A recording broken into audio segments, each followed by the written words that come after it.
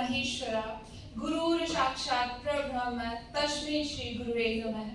अर्थात गुरु ब्रह्मा की तरह शीशे को गढ़ता है, विष्णु की तरह उसका पालन पोषण करता है और भगवान शिव शंकर की तरह उसके सभी दुर्गुणों का नाश करता है।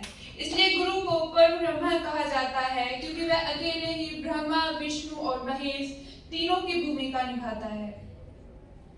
तो इसी के साथ मैं सबसे पहले डॉक्टर श्री सर्वपल्ली राधाकृष्ण को कुछ समर्पित करना चाहूंगी कि मुस्कुराता हुआ गया हूँ, कलम अपनी यहीं छोड़ गया हूँ। मुस्कुराता हुआ गया हूँ, कलम अपनी यहीं छोड़ गया हूँ। एक नया भारत तुम भी लिखना, इतनी स्याही छोड़ गया हूँ। अब मैं अपनी कविता पेश करना चाहती हूँ, जिसमें अब से लेकर बचपन से बिताए गए हर एक वक्त को मैंने कुछ लाइनों में लिखने की कोशिश की है।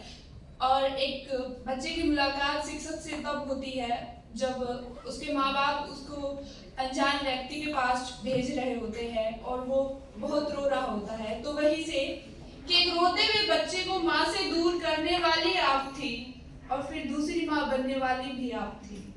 उसको A for apple B for ball सिखाने वाली भी आप थी और उसको हक से डांटने वाली भी आप थी।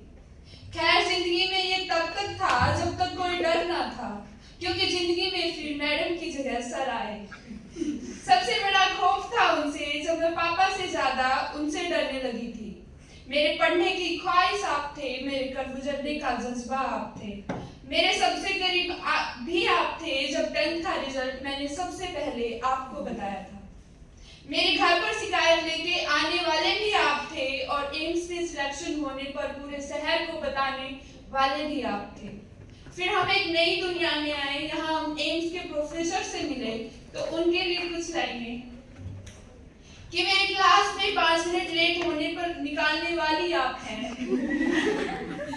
और मुझे वक्त की अहमियत सिखाने वाली भी आप हैं। मैंने दूसरों की गलतियां माफ करना भी आपसे सीखा है, जब क्लास में मोबाइल यूज करना आपने नजरअंदाज किया है। आप हो तो हमारे अफसाने हैं, हमारी कामयाबियों के किस्से हैं।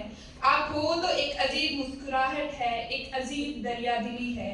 आप जो रोज रोज वक्त से 2 मिनट पहले आते हो, कायदे के किस्से सुनाते हो, उन्हीं गिनी चुनी गलतियों पर चिल्लाते हो।